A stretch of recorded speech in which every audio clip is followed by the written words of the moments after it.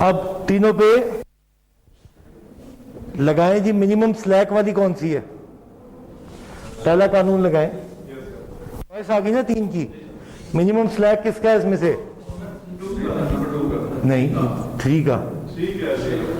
2, 0 और किसका है मिनिमम स्लैक? तो अब हम क्या करेंगे, 3 को इस टेबल पे रिसोर्स लोड चार्ट पे लोड कर देंगे। ड्यूरेशन कितनी है इसकी? 4 है और रिसोर्स कितना है? चले जी। अच्छा, ये टोटल हमने यहां लिखा नहीं नीचे, जो असल हमारा मसला था वो ये था, टोटल रिसोर्स। तो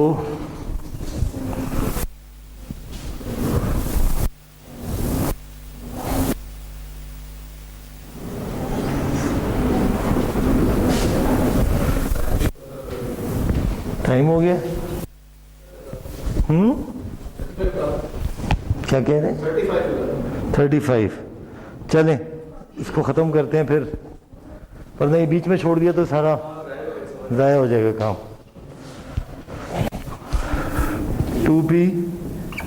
2p। अब इसको 3 नंबर को लोड करें। ड्यूरेशन है 4, रिसोर्स है 2, स्लैक है 0। 2, 2, 2। अब टोटल गुंजाइश है ना? अलाउेबल लिमिट क्या है? 3।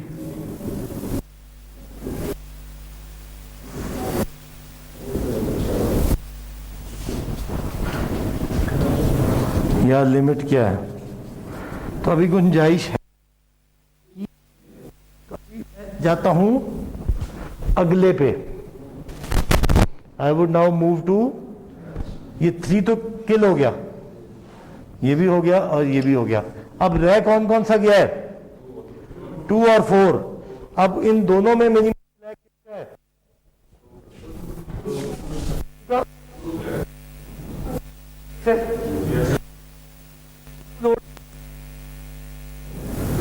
2p है। यहां 2p डालता हूं तो यहां क्या हो जाएगा? ये तो फिर कोई वायलेशन होगी है, तो 2 तो नहीं हो सकता। फिर जब 2 हो ही नहीं सकता तो फिर मेरे पास चॉइस क्या रह गई? फिर मेरे पास चॉइस रह गई 4 की। अब देखता हूं 4 पे रिसोर्स कितना है और ड्यूरेशन कितनी है?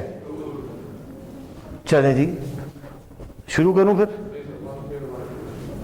1p और 1p, तो ये हो गया 3। तो फिर मैं यहां करता हूं 2, 3 से लेके 2, 3 में लोड एक्टिविटी 3, साथ ही लोड एक्टिविटी 4। 3 to 4, फिर वही 3 लोड एक्टिविटी 4 और फिर 4 to 6 लोड एक्टिविटी। अभी चले 4 to 6 अभी नहीं लिखता, यहां तक तो पूरे हो गए ना। अब मैं पहुंच गया हूं इधर। ये तो मेरी होगी एक्टिविटी 3, ये कंप्लीट होगी एक्टिविटी 4। अब जब मैं यहां आया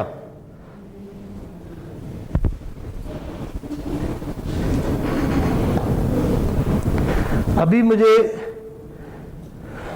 जिसने यहां 2 पे स्टार्ट होना था 2 ने, अब वो रिसोर्स फुल की वजह से नहीं हो सकती।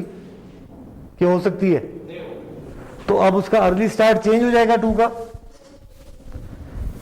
2 तो स्टार्ट नहीं ना हो सकती है यहां भी, तो इसका अर्ली स्टार्ट अब 4 पे चला गया।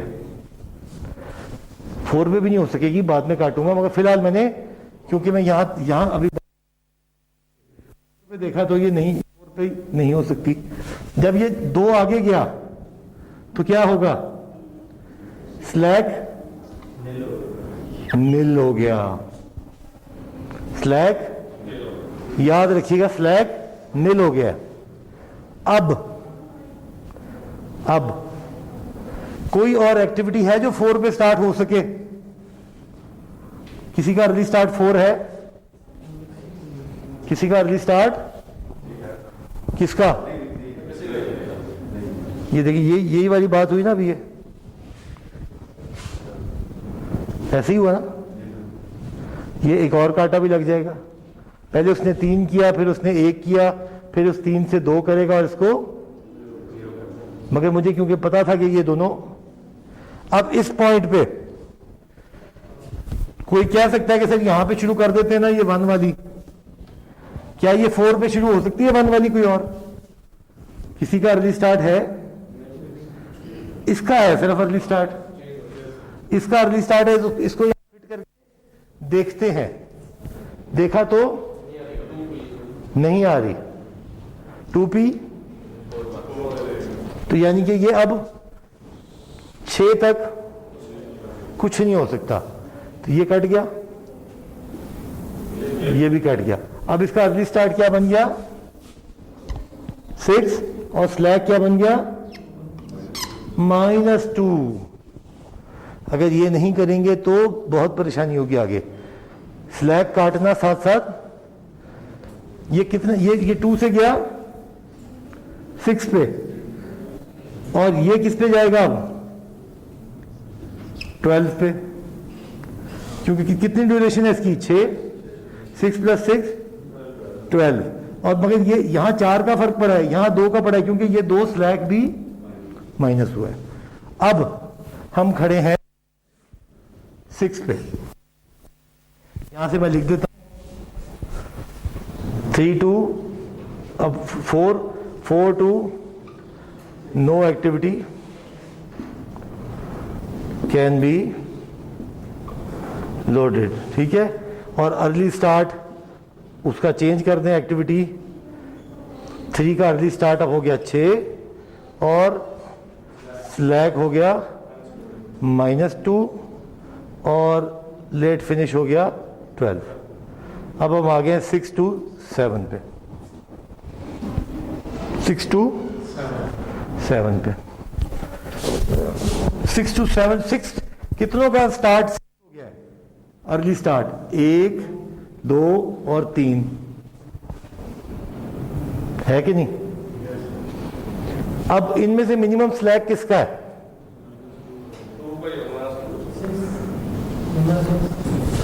नंबर 6 का 0 है, मगर अगर मैंने यहां ना माइनस किया होता तो मैं नंबर 6 को ले जाता, मगर अब मिनिमम किसका है, नंबर 2 का। तो अब कौन सी लोड होगी एक्टिविटी, 2। कितनी ड्यूरेशन है उसकी, 6। बिस्मिल्लाह करें,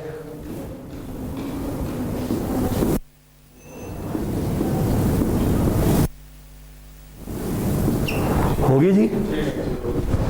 सो लोड एक्टिविटी 2,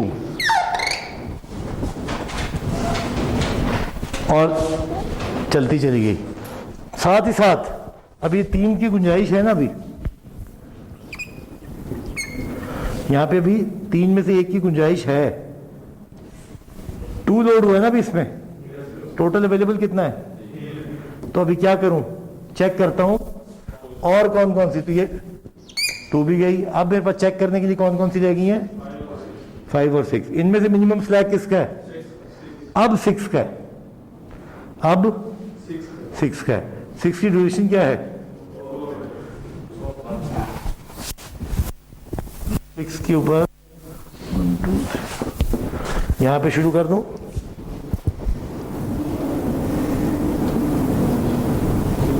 3 3 3।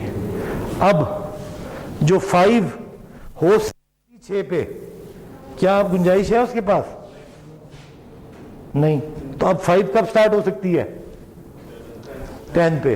तो यहां से मैं अर्ली स्टार्ट इसका 6 से लेके गया 10 पे, 2 मैंने इसका स्लैग काटा, -2 रह गया, 2 स्लैग काटा और 2 दूसरा, और ये ड्यूरेशन कितनी है इसकी? 2, तो ये खत्म होगी 12 पे। अब यहां पे लोड एक्टिविटी 6, और इसके बाद ये कब तक चलेगा? अब यहां पे आ जाएगा पीरियड, टाइम पीरियड 10 to 11, ये चलता जाएगा ना आगे। और यहां पे मैं लिख दूंगा ये वाली कहानी, 6 to 9 ना करें, 10 करेंगे। तो अर्ली स्टार्ट ऑफ एक्टिविटी 5 का अर्ली स्टार्ट चेंज हो गया, अब 10, लेट फिनिश हो गया इसका 12, और स्लैक हो गया है -2। अब जब मैं यहां पहुंचता हूं 10 पे, साथ ही साथ अगर आपने देखा अब 10 स्टार्ट ही नहीं हो सकता, क्योंकि 10 की 7 जो है वो स्टार्ट नहीं हो सकता, क्योंकि 7 की टेक्निकल शर्त है। 7 की टेक्निकल शर्त क्या है? लास्ट एक्टिविटी ने सारी कंप्लीट होनी चाहिए। ये सब खत्म होंगी दोनों 5 और 6, तो ऑटोमेटिकली अब जब ये 6 यहां से अब कौन सा लोड होगा? अब तो 5 ही लोड हो सकता है, क्योंकि 2 में चॉइसेस हैं, ये हो नहीं सकती। इसका तो एटलीस्ट जब तक ये खत्म नहीं होगा, यहां से शुरू होगा 12 और 2 14 और -2। समझे बात? वजह क्या है? क्योंकि जब ये खत्म होगी तो इसका अर्ली स्टार्ट होगा ना, उसका अर्ली स्टार्ट 12, लेट फिनिश 12 था, तो इसका अर्ली स्टार्ट। अब 5 को लोड कर देते हैं, 1P 1P 3P 3P, और उसके बाद आप 7 को लोड कर दें, वो तो अकेला ही रह गया, तो 1P। तो आपका प्रोजेक्ट 12 से 14 बढ़ गया है। ये वही कार्रवाई सारी आपको होती नजर आ रही है। और ये यहां पे जब इसने स्टार्ट होना था ये नहीं हो सका, और इसने कहां स्टार्ट होना था? इधर 6 पे स्टार्ट होना था, ये भी नहीं हो सका। यही बने हुए ना आपके सामने। और ये जो 2 बच गए हैं इसके 4 के बाद, ये इसका लैक है अवेलेबल। तो अब आप देखें तो आपको ये जो पूरे का पूरा, अब ये 14 पे पहुंच गया, और इसकी जो मैंने अंग्रेजी लिखी है वो इसने भी यहां लिखी हुई है। Only activity 1 is eligible to require to load activity 1, no activities are scheduled 2 3 3 4 4 5 5 6 6 7 7 8, यानी कि इसने तमाम टाइम स्लॉट्स में जो जो एक्टिविटियां हो रही हैं उसकी अंग्रेजी ये लिख दिया आगे। अर्ली स्टार्ट इसका इतना, लेट फिनिश इतना, स्लैक -2 ये सारा मैप हो रहा है जो हमने कहानी की है। और इसके बाद क्या होगा? अब इसको देख के रिवाइज नेटवर्क बनेगा।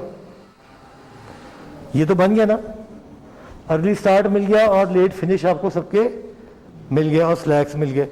आपने इसको देख के अब रिवाइज्ड, वो जो नेटवर्क, वो जो कैलकुलेशन में -2 आया था वो सिर्फ कंपैरिजन के लिए था, क्योंकि हमने उसे आगे कर दिया तो वो माइनस नहीं रहा, वो 0 हो गया है। अब आप देखें जरा मैप कीजिएगा यहां से 0 2, ये तो ठीक है। इसका क्या है? 6 और 12, 6 और 12 वो लिख दिया हमने ऊपर, फिर 2 और 6 और ये, फिर अगले वाला 10 और 12, 6 और 10 और 12 और 14। सो अब आपने देखा कि सिवाय इसके सारे ही क्रिटिकल हो गए, मगर now this is the revised network based on a resource constraint. Resource की लागू हुई थी ना शर्त आप पे, तो वही जो आपका सादा सा क्रिटिकल पाथ मेथड था, अब नेटवर्क मुकम्मल रिवाइज हो गया है। यानी कि रिसोर्स वुड नाउ डिक्टेट कि कौन सी एक्टिविटी, कानून कौन सा है, और इसको कहते हैं पैरेलल मेथड के ह्यूरिस्टिक्स। पैरेलल मेथड इस्तेमाल किया, उसके ह्यूरिस्टिक्स इस्तेमाल किए और रिसोर्स को लोड किया, और जहां जहां प्रॉब्लम आई वहां से अर्ली स्टार्ट और स्लैक आगे पीछे किए। तो आपके पास now you have a revised, जी सॉरी 2 से एक्टिविटी 4 का लेट फिनिश क्यों 4?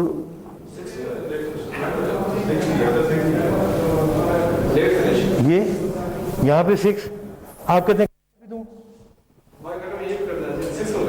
उसके स्लैक कट गया ना सर।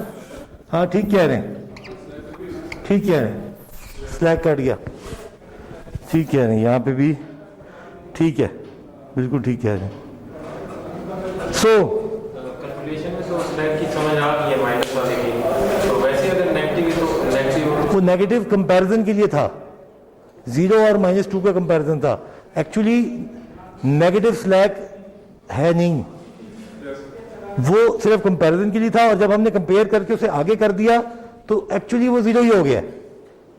मगर अगर आपने कैलकुलेशन में ना लिखा माइनस, फिर आप गलती कर जाएंगे, फिर आप गलती कर जाएंगे। तो ये बज़ाहिर तो बड़ा सादा सा है,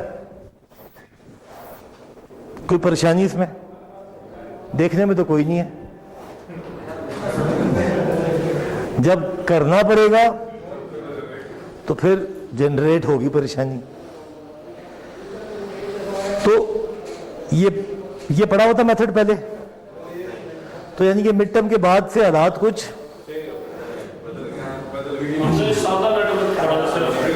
चले, कम से कम ये गिला नहीं रहेगा कि दोबारा वही चीजें पढ़ा के चले गए एटलीस्ट। सो दुनिया आसान तो बड़ी आसान है, ये कोई मुश्किल है? अगर टेबल बनाया मिल गया डब्बा,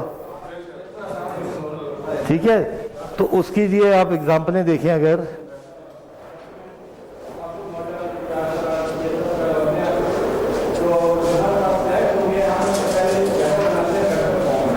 ये देखें, ये आपके पास ये बनाया है, नेटवर्क भी बना हुआ है, ये देखें नेटवर्क बना हुआ है, नीचे सोर्स कोड चार्ट भी बना हुआ है, सिर्फ वैल्यूज प्लग करनी है। जाहिर है डब्बे बनाने पड़े तो बहुत लंबा काम हो जाएगा, मगर अगर बनाया डब्बा मिल गया फिर क्या होगा?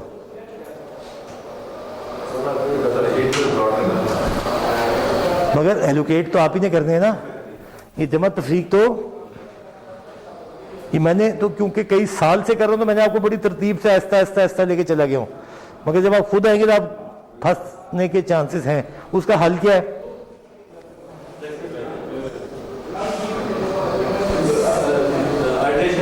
प्रैक्टिस करें। कैसे इंश्योर करें कि आप प्रैक्टिस करेंगे? शुक्रिया। तो पहले तो आप वो देखेंगे जो एग्जाम्पल की है पूरी, वो साथ ही साथ आप एक सवाल नंबर देखते हैं बुक में एंड में दिया हुआ कौन सा नहीं है।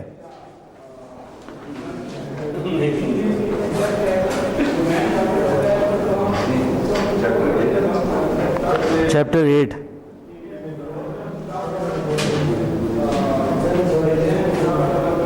चलिए लिखिए क्वेश्चन नंबर 8-5, 8-6 और 8-8 और ज़्यादा हो जाएंगे। चलें आप ज़रा करें 5 और 8-8, 8-5 और 8-8।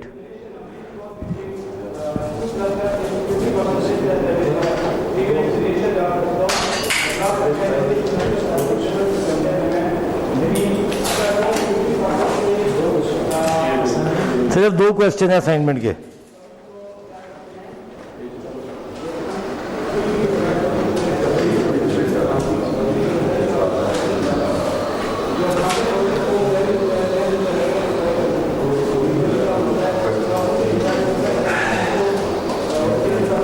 देखिए जी 8-5 क्या है अभी देख लेते हैं। 5 एक बहुत ही सादा और पूर्वकार सवाल है। 5 8-5 ये आपने बनाया इसको सॉल्व करना है। 8-8 देख लेते हैं। 8 आपसे नहीं होगा,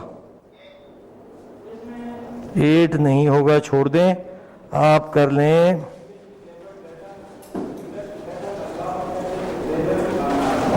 8-5 और 8-6 कर लें बस। 8 छोड़ दें, 8 आपसे नहीं होगा। और अगर नहीं भी होता या आंसर मैच नहीं करता, ये जो सॉल्व है मैं ये जान के नहीं आपको दे रहा, क्योंकि आपने इन्हीं को देख के कर देना है। सॉल्व को मैं बगैर देखे यहाँ सॉल्व दोबारा करवाऊंगा ताकि आपको अगली क्लास में ये प्रैक्टिस के लिए दे रहा हूँ।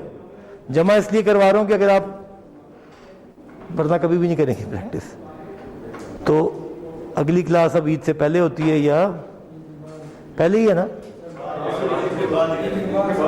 चलो अगली क्लास से पहले ये असाइनमेंट जमा हो जानी चाहिए। आपने यहाँ पे किया हुआ होगा तो अगले सवाल हम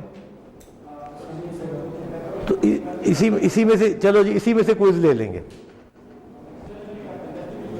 ठीक हो गया, प्रैक्टिस भी हो जाएगी, तैयारी भी हो जाएगी और पक्का भी हो जाएगा। साथ ही साथ 8वें चैप्टर का भी इख्तिताम तकरीबन हो जाएगा। थोड़ी सी थ्योरी और कराऊंगा, फिर हम 9वां चैप्टर शुरू करेंगे। तो आहिस्ता आहिस्ता करके हमने कुछ चैप्टर भी थोड़े से जोड़ लिए हैं। मिड टर्म में तो सिलेबस बहुत थोड़ा था, ठीक, अभी भी उतना ही है, थोड़ा ही है, अभी भी कुछ ज़्यादा तो नहीं पढ़ा हमने, कोई बहुत ज़्यादा। क्यों सर, कोई परेशानी बढ़ गई है? क्वेश्चन जो है वो उसमें थोड़ी एक्टिविटीज होनी चाहिए, है ना? टाइम का 15 एक्टिविटीज 25। मेरा भी दिल करता है कि एमए के एग्जाम में मजमून 25 लफ्ज़ का है, मगर आता 250 लफ्ज़ों का है या 500 का है। तो जो जैसी उम्र होती है वैसा ही सवाल होता है। ख्वाहिश आपकी अच्छी है, मगर किताब के मुताबिक सवाल, कोर्स के लेवल के मुताबिक, और फाइनल आपका 2 घंटे का होता है या कितने का, 3 का होता है, 2 का होता है। चले, उम्मीद है कि टाइम भी होगा। टाइम की किल्लत को कैसे दूर कर सकता हूं? नहीं, ये तो कंस्ट्रेंट हो गया, ये दूर नहीं होगा। अब कैसे करूं? Practice, practice. अगर मैं सिर्फ समझ के आया हूं और पेपर में हल करना, हुई कल तो उसने कहा था ये यहाँ तो ये फर्क हो गई है, कल शाम को तो कुछ गड़बड़ हो गई थी, अच्छा भला पढ़ाया था यार, उसने ठीक नहीं पढ़ाया। फिर मुझे जब आप इस लेवल ऑफ तैयारी से दाखिल होते हैं पेपर में ना, तो फिर टाइम बहुत छोटा लगता है। और जब आप फुल लोडेड होते हैं, एक्सरसाइजें पूरी की होती हैं, 4 बंदों को समझाया हुआ होता है, तो आप कहते हैं आजा सवाल किया, अच्छा ठीक है ठीक है ठीक है, तो नंबर लेगा पूरे वही जिसकी तैयारी उस कैप पे होगी। मुश्किल इसमें कुछ भी नहीं है। चैलेंज क्या है? टाइम कंस्ट्रेंट और बेसिक अरिथमेटिक की मिस्टेक्स ना हो जाए, लॉजिक को ट्रांसलेट, वरना 2 जमा 2 2 जमा 4 ये कोई मुश्किल चीज़ तो नहीं है, मगर क्योंकि आपने कॉन्सेप्ट को ट्रांसलेट करना है, पूरी तरतीब में चलना है, तो that is actually the challenge. तो दिमागी वर्जिश करें, प्रैक्टिस करें, पूरी एक्सरसाइजें करें, और दुनिया में सवाल बेताशा रिसोर्स पड़ा हुआ है। मैं बाहर से तो नहीं दूंगा ना, कोई इजाद तो नहीं करूंगा, सवाल इन्हीं में से दूंगा, तो मगर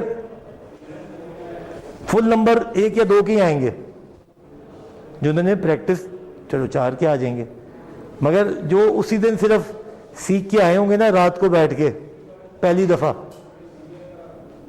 यकीन रखें वो फंस जाएंगे। उन्हीं की ये ख्वाहिश होती है कि यार स्कोप छोटा करो, आसान सा करो ताकि हम भी कर लें यार, तो बजाय सवाल आपकी मर्जी के मुताबिक हैं, आप टीचर कोर्स की मर्जी के मुताबिक अपनी तैयारी को ज़रा फैलाएं। चलें जी, तो कोई अच्छे नोट पे तो ईद मुबारक नहीं हो रहा है हमारा कोई खुशगवार अंदाज से होना चाहिए। चलें, खुशी की बात यह है कि कोई आज फिर नहीं हुआ, एक दफ़ा की तरह, हमेशा की तरह आज फिर नहीं हुआ, मगर अब ये इसमें से कोई नहीं, चले तैयारी होगी ना, अच्छी बात है। आज वाला वो भी तो टाइम मैनेजमेंट ही इंपॉर्टेंट है। आपका पेपर टाइम कंस्ट्रेंट है, अपने दिमागी रिसोर्स को बढ़ाएं। वो ये ना हो कि ये 1p से 0.5p पे गया हुआ है सारा। तो इंशाल्लाह चलें जी, बेस्ट ऑफ लक। अगर क्लास नहीं होती तो ईद मुबारक।